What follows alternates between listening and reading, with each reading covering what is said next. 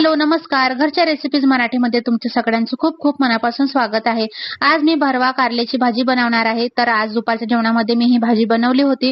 तर याची रेसिपी मला तुमच्यासोबत शेअर करायची आहे. तर सगळ्यात आधी कारले मी हे स्वच्छ धुवून घेतलेले आहेत आणि त्याचे असे मीडियम साईज मध्ये काप करून घेतलेले आहे आणि त्याला असं मधातून कट करून घेऊन मिठाच्या पाण्यामध्ये 15 ते 20 मिनिटांसाठी भिजत ठेवले होते. त्यामुळे कारले हे कडू लागणार नाहीत. तर दुसरीकडे आपण मसाला तयार करून घेऊया जो आपण कारल्यांमध्ये भरणार आहे. तर त्यासाठी मी किसलेलं खोबरं, लसणाच्या पाकळ्या, जिरं, शेंगदाणे आणि कोथिंबीर, तर हे सगळं साहित्य आपण मिक्सरच्या भांड्यामध्ये काढून घ्यायचं आहे आणि हे वाटण मी पाणी न घालता करणार आहे. तुम्ही यामध्ये तुम्हाला आवडत असेल तर हिरवी मिरचीचा पण वापर करू शकता. तर यामध्ये 1 ते 2 हिरवी मिरची घेतली तरी चालेल. तर पाणी न घालता आपण याचं असं वाटण तयार करून घेऊया. तुम्हाला आवडत असेल त्यामध्ये आपण तीळ पण घेऊ शकतो. तिळामुळे पण खूप छान चव येते. तर वाटण तयार झालेलं आहे. तुम्ही बघू शकता असं बारीक मी वाटण करून घेतलेलं आहे.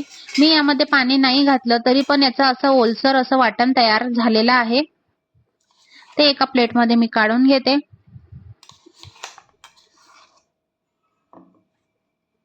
नंतर हे जे वाटण आहे यामध्ये आपण वरतून मसाले घालणार आहे.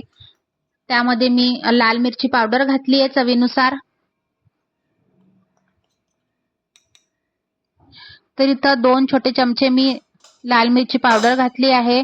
नंतर हळद घालायची.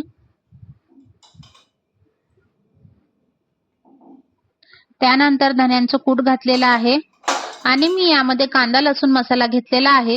तर 2 छोटे चमचे मी कांदा लसूण मसाला घालत आहे. कांदा लसूण मसाला घातल्यामुळे या वाटणाला खूप छान चव येते. नंतर चवीनुसार मीठ घालायचं. तर मीठ घातलेलं आहे मी. आता हे पूर्ण वाटण एकजीव करून एकत्र मिश्रण तयार करून घ्यायचं.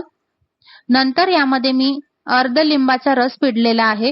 लिंबाचा रस पिळल्यामुळे कारल्याचा जो कडवटपणा आहे तो जास्त लागणार नाही. तर लिंबू पिळून झालेला आहे. आता मी याला चांगल्या प्रकारे मिक्स करून घेते, एकजीव करून घेते. तर मस्त असा हा वाटण तयार झालेला आहे, मसाला तयार झालेला आहे. तर चांगल्या प्रकारे मिक्स केल्यानंतर आपण हे एक एक करून कारल्यांमध्ये भरून घेऊया.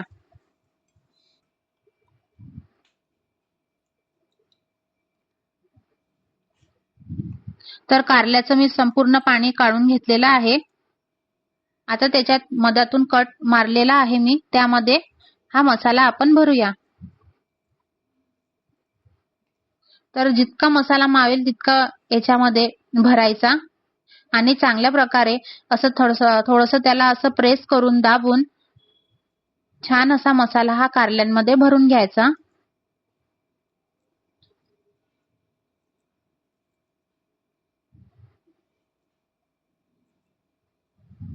तर तुम्ही बघू शकता मी मस्त मसाला भरलेला आहे कारल्यांमध्ये.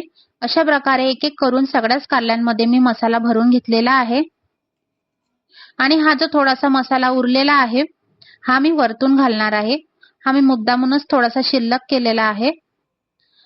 आता आपण फोडणीसाठी सुरुवात करूया. तर कढईमध्ये मी तेल घातलेलं आहे. तेल चांगल्या प्रकारे तापलं की त्यामध्ये मोहरी घालायची. जिरा आपण वाटणामध्ये घेतलेला आहे म्हणून मी यामध्ये जिरं नाही घालत आहे. आणि एक एक करून जे आपण मसाला भरलेला कारला आहे ते यामध्ये सोडायचे, तेलामध्ये सोडून टाकायचे.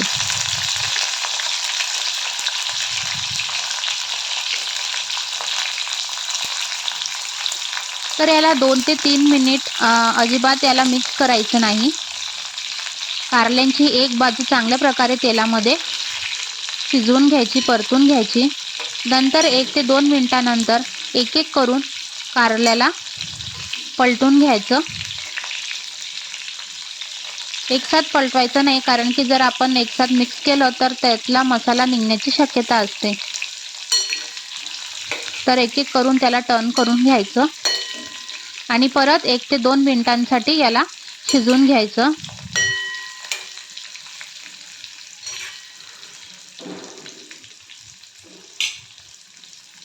तर झाकण ठेवून मी याची एक वाफ काढून घेते. तर एक वाफ काढून झालेली आहे. आता कारले हे थोडेसे नरम झालेले आहेत आणि त्याचा मसाला पण छान त्यामध्ये मुरलेला आहे.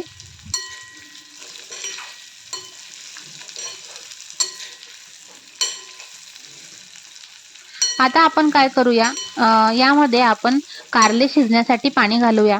जर आपण असंच कारलं शिजवलं तर त्याचा जो मसाला आहे तो पूर्णपणे करपून जाईल, जळण्याची शक्यता राहते.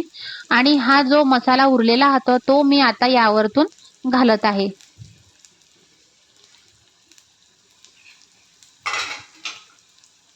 तर परत एकदा मिक्स करून घ्यायचं.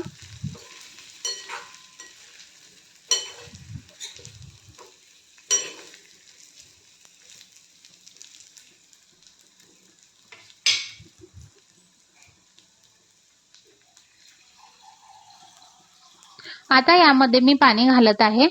तर कारलं शिजेल असं यामध्ये पाणी घालायचं. तुम्हाला जर जास्त ग्रेव्ही आवडत असेल तर तुम्ही जास्त पण पाणी घालू शकता.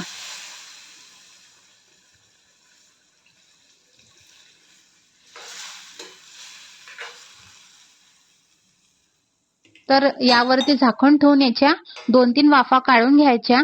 मधामधात चेक करायचं कारलं शिजलं आहे की नाही ते.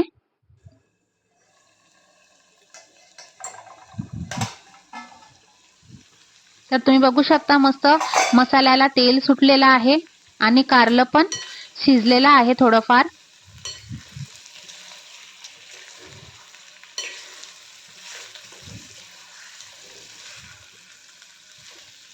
आणि जे आपण पाणी घातलं होतं ते पण पूर्णपणे आटलेलं आहे.